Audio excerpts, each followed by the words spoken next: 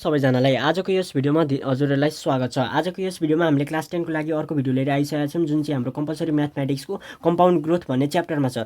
Compound growth and डिप्रिसिएसनको chapter छ, जसमा चाहिँ हामी 9 नम्बरको आई नम्बर चाहिँ हामीले हिजै तमाम गरिसकेका छौँ। आज 9 को आईदेखि भनेको 9 को 2 नम्बरदेखि यता जति पनि क्वेसनहरू छ त्यो सबै क्वेसनहरूलाई हामी कभर गर्छौँ। सो हामी धेरै कुरा नगरिकन स्टार्ट गरौँ है त क्वेसनहरू।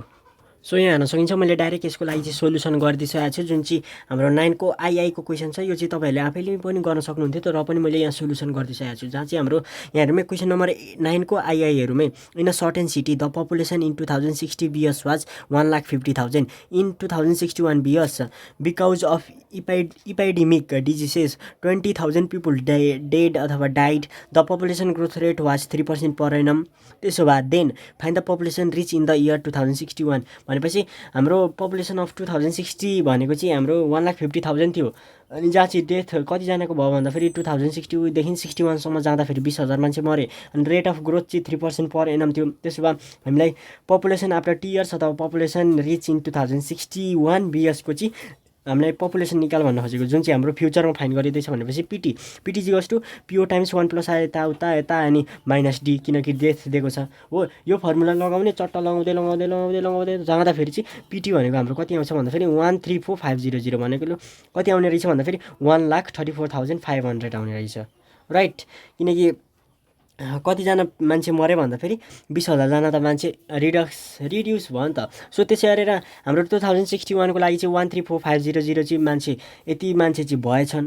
अनि फेरि अब क्वेसन नम्बर बीमा सोध्यो, हाम्रो क्वेसन नम्बर बीमा सोधेको छ what was the population in 2063 BS भनेपछि 2063 BSको लागि पपुलेसन फाइन गर्नु पर्दैछ। अब जहाँनिर चाहिँ हामीले इनिसियल पपुलेसन पिओ भनेको चाहिँ 134,500 राख्ने हो भने यो चाहिँ कति सालको हुन्छ भन्दाखेरि 2061को त यही यिनीर हुने भयो कि भयो नि त। अब 2061 भएपछि त 61देखि 62 63 भनेपछि टाइम भनेको 2 इयर्स। यदि हामीले इनिसियल पपुलेसन चाहिँ त्यही 1,50,000 राखेको थियो भने टाइम भनेको पनि बढ्थ्यो अनि डेथ पिपुल पनि यहाँनिर लेख्नु पर्थ्यो, जहाँ चाहिँ फर्मुलामा हामीले माइनस डी गर्नै पर्थ्यो। अब माइनस डी नगर्नको लागि हामीले डाइरेक्ट छिटो मिठो गर्नको लागि चाहिँ हामीले डाइरेक्ट पपुलेसन फर 2061को पपुलेसन लिन्छौँ, जसलाई चाहिँ हामीले इनिसियल पपुलेसन मान्ने र रेट भनेको 3% छ, टाइम चाहिँ 2 इयर्स छ भनेपछि 2 इयर्स किन छैन त, 2 इयर्स छ नि त, किनकि 2061 62 63 भनेको 2 वर्ष छ। त्यसो भए पिओ फाइन गर्ने हाम्रो पिटी फाइन गर्ने फर्मुलाहरू त यही नै हो नि त, यहाँ हेर्ने यताउता गरेको मात्रै हो। सो यो क्वेसन पनि सकियो है त यिनीर। अब हामी अर्को क्वेसनमा जाने है त। सो अब हामी 9 को आईमा जान्छौँ, जुन यो दिएको कुराहरूलाई मैले लेखिसकेँ र म क्वेसन फेरि पनि रिड आउट गर्दैछु। The population of a place increases every year by 2.5%। After 2 years the population of the village will be 24,895। अनि त्यसै गरेर अर्को सेन्टेन्सले भनौँ 320 people migrate to other places भन्न खोजेको। यहाँनिर चाहिँ हाम्रो पपुलेसन आफ्टर 2 इयर्स भनेको पिटी चाहिँ कति रहेछ भन्दाखेरि 24,895 रहेछ। अनि एमाउन्ट भनेको माइग्रेसन चाहिँ त्यहाँबाट चाहिँ बसाइसरेको कतिजना 320जना छन्। त्यसो भए हामीले क्वेसन नम्बर एले भनेअनुसार त population of the place before 1 year fine गर भन्न खोजेको। बिफोर 1 इयर भनेको 2 वर्षमा चाहिँ पपुलेसन आफ्टर 2 इयर्स चाहिँ यति हुन्छ, तर यो 2 इयर्सको ठाउँमा चाहिँ 1 इयर्स राख्दा चाहिँ यहाँ पपुलेसन कति हुन्छ भन्न खोजिरहेछ, जसको लागि सबैभन्दा सुरुमा चाहिँ हामीले इनिसियल पपुलेसन फाइन गर्नुपर्ने छ है त। सो हियर एट फर्स्ट चाहिँ हामीले के फाइन गरौँ भन्दाखेरि पिओ फाइन गरौँ है त। P O is equals to what using formula विनो सबै लेख्ने है। म यहाँ डाइरेक्ट यहाँ फर्मुला यसो कपी गरिदिन्छु, तपाईँहरूलाई बुझाइराख्नु पर्दैन, किनकि फर्मुला त हामीले लेख्ने नै पर्ने हो है त। सो यहाँ हेर्न सकिन्छ मैले चाहिँ पिओ इजिकल्स टु वाट, अनि हामीलाई थाहा छ पिटी इजिकल्स टु पिओ यति यो फर्मुला त हजुरहरूलाई थाहा छ। अनि यतिसम्म चाहिँ फर्मुला थाहा छ, यहाँदेखि यता त थाहा थिएन होला, थाहा थिएन होइन थाहा थियो। अब माइग्रेसन थियो भने त यहाँ प्लस हुन्थ्यो, तर माइग्रेसन चाहिँ आउट छ भनेको बसाइ चाहिँ सरेका छन् उता अर्को ठाउँमा गएका छन् भनेपछि त यहाँ माइनस एम आउट हुन्छ। सो यति कुरा बुझ्नु होला, जहाँ चाहिँ पिटीको भ्यालु चाहिँ यति छ, मैले भनिराख्नु पर्दैन, यो 24,895 छ। अनि पिओको भ्यालु हामीलाई थाहा छैन भनेपछि इनिसियल पपुलेसन फाइन गरिँदैछ, जहाँ चाहिँ 100 into 1 भनेको 100 अनि आरको भ्यालु 2.5 डिभाइडेड बाई 100 अनि टीको ठाउँमा 2, किनकि यो त पपुलेसन फर 2 इयर्सको लागि हो नि त। अनि माइनस 320 अनि माइनस 320 यता आउँदा प्लस 320 भइहाल्यो। अनि पिओ 100 प्लस 2.5 भनेको 100 2.5 डिभाइडेड बाई 100 अनि यसको पावर चाहिँ के छ त भन्दाखेरि स्क्वायरमा छ। अनि त्यसै गरेर अब यहाँ हेरौँ 24,895मा 320 जोड्दाखेरि चाहिँ 25,215 हुन्छ।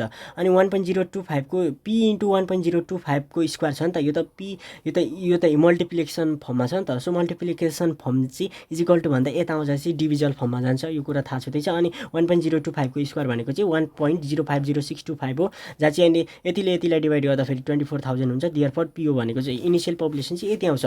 अब हामी सिधा मुद्दामा जानुपर्छ नि त। हामी त अहिलेसम्म मुद्दामा गएको छैन। अब चाहिँ मुद्दा भनेको के छ भन्दाखेरि पपुलेसन आफ्टर 1 इयरको कुरा गरिदिन्छ। भन्न खोजेको बिफोर 1 इयर भने चाहिँ यहाँनिर धेरैजना झुकिनुहुन्छ होला। यहाँ यो कुरा चाहिँ हेर्नु होला। यो पिओ हामीले इनिसियल पपुलेसन फाइन्ड गऱ्यौँ, तर यो त 2 वर्षको लागिको 2 वर्षको पपुलेसन चाहिँ यति थियो। अब 2 वर्ष नभएर चाहिँ यहाँ चाहिँ 1 वर्षको पपुलेसन फाइन्ड भन्न खोजेको, जहाँ चाहिँ हामीले टोटल्ली 2 वर्षको इनिसियल पपुलेसन चाहिँ फाइन्ड गरिदिउँ भनेपछि अझै हामीले पपुलेसन आफ्टर 1 इयर चाहिँ फाइन्ड गर्नु पऱ्यो नि त, किनकि पपुलेसन आफ्टर 2 इयर्स चाहिँ यही इनिसियल पपुलेसन राख्दा चाहिँ यति पपुलेसन हुन्छ।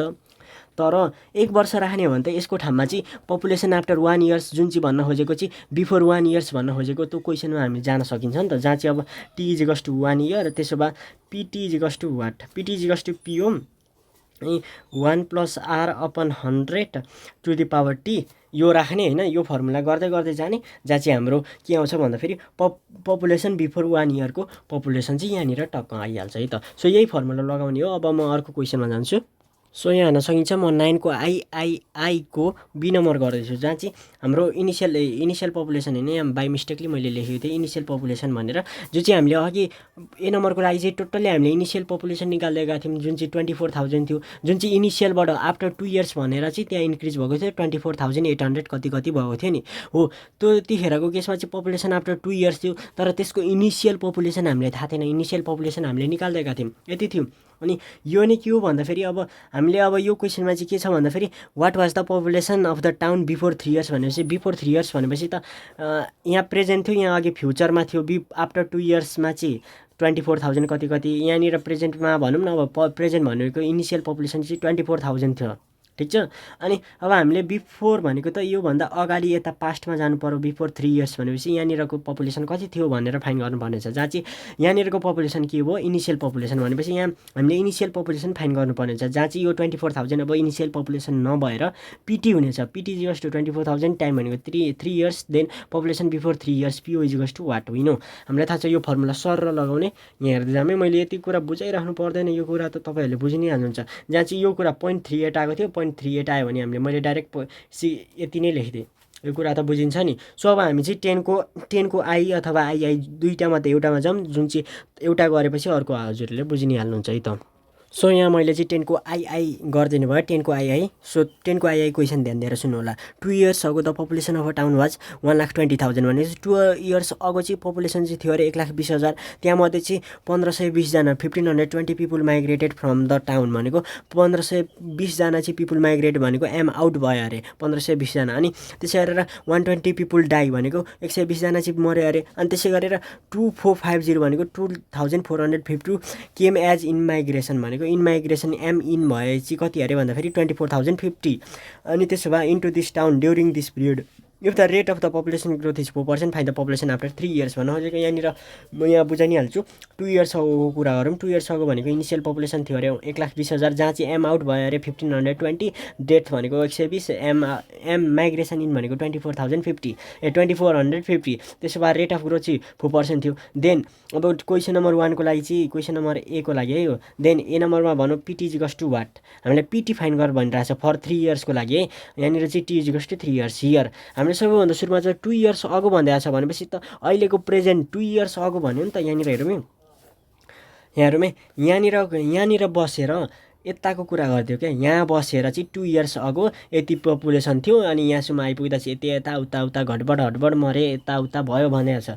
अनि त्यसै गरेर यो पपुलेसन फाइन्ड गर भन्न खोजेको छ, जहाँ चाहिँ यो पपुलेसन दिएको छ, यो पपुलेसन थाहा छैन भनेपछि अनि यो पपुलेसन थाहा भइसकेर हामीले फेरि पपुलेसन अर्को फ्युचरको पपुलेसन फाइन्ड गर्नुपर्ने छ। अब यहाँ हामीले सिम्पल हियर हामीलाई थाहा भएको कुरा हो भनेको PT equals to PO 1 times 1 + r/100 to the power T, अनि ब्राकेट क्लोज, अनि यदि माइनस एम आउट भनेको माइग्रेसन आउट भएको दिएको छ, माइग्रेसन इन दिएको छ र डेथ दिएको छ भने चाहिँ यो फर्मुला लाग्छ हो कि होइन। अनि यो फर्मुला चट्टा हेर्ने है मैले यहाँ बुझाइराखिनँ, किनकि यो चट्टा बुझ्नुपर्ने कुरा नै हो है त। सो यहाँ हेरौँ यो कुरा चट्ट बुझिन्छ, जहाँ चाहिँ पिटी एक्चुअल पिटी भनेको चाहिँ यति आयो भनेपछि चाहिँ यहाँनिरको पपुलेसन अब हामीलाई थाहा भयो बिच्चाको पपुलेसन। अब बिच्चाकोबाट 3 वर्ष अगाडि त जानु छ, 3 वर्ष पछाडि जानु छ, पछाडि होइन अगाडि जानु छ। सो अब 3 वर्ष अगाडि त हामीले फाइन गर्न सकि नै हालिन्छ, जहाँ चाहिँ पिओ पिटीको ठाउँमा पिओ हुन्छ, यही हुन्छ पिओ। अब यहाँ हेरौँ है त अझै मोर फर्दर मोर। अब यहाँ फर्दर मोर हेर्दाखेरि चाहिँ अब ना हो एक्चुअल पिओ भनेको चाहिँ यति हो, अनि टाइम 3 इयर्स हो। त्यसो भए देन अब पिटी इक्वल्स टु पिओ अनि 1 + r/100 लगाएर चाहिँ फर्मुला यसो यसो यसो कसो कसो गर्दा त यसो आउँछ नि त।